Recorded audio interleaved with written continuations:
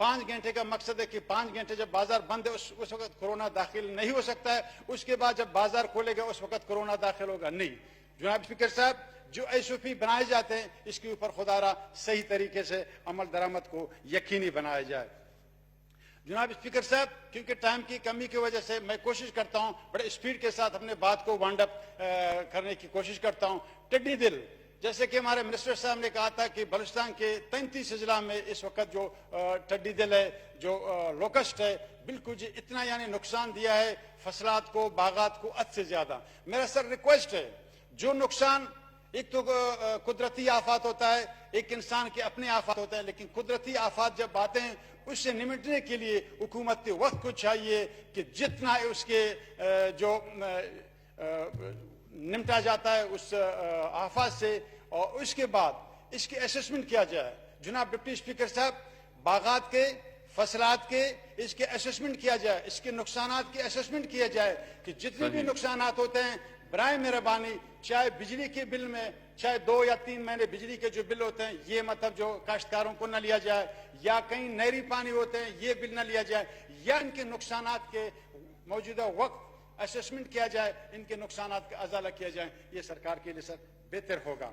जनाब स्पीकर साहब, यकीनन हम बलूचिस्तान की बात करते हैं, यहाँ पे हमारे कायद सरदार अख्तर जहां मेंगल ने जो बात की, जो तुरबत का वाक़या था डन्नू का, जो एक का मासूम बच्ची को जख्मी किया गया और उसकी जो वालिदा को शहीद किया गया, और इस वाक़ये में जो अफराद मुलविस पाए गए, जनाब स्पीकर इनको कड़ी से कड़ी, सख्त से सख्त सजा दी जाए, और बलूचिस्तान के अमन को एक बार फिर ये लोग बदअमनी की तरफ धकेला दिया जा रहा है। जिस तरह कोयटा का वाक़या भी हुआ था बिलाल नूरजी का, और ये तुरबत का वाक़या था। खुदारा बलूचिस्तान, हम अमन चाहते हैं, हम जिंदगी चाहते हैं, हम तालीम चाहते हैं, हम रोजगार चाहते हैं। एक दफा फिर बलूचिस्तान के अमन को यानी खराब करने की कोशिश में तुले हुए, खुदारा इसके ऊपर आप लोग एक्शन ले ले। जनाब स्पीकर साहब, जहाज का वाक़या आया कराची में, बड़ा अफसोसनाक वाक़या था।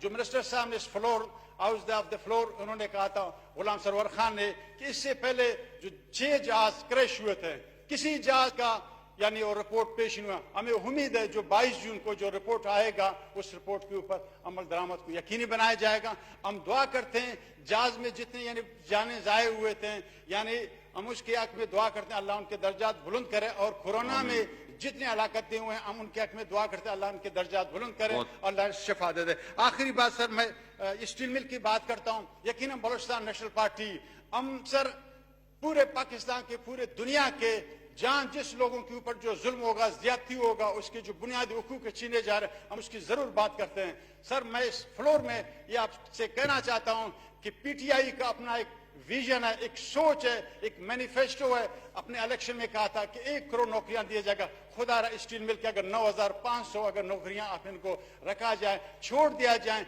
ये बेहतरी होगा। जनाब स्पीकर साहब, बड़ी मेहरबानी। जी जनाब साबिर हुसैन कैम खानी साहब। शुक्रिया डिप्टी स्पीकर साहब। आज का दिन मेरे नजर में असेंबली के लिए बड़ा तारीखी दिन है।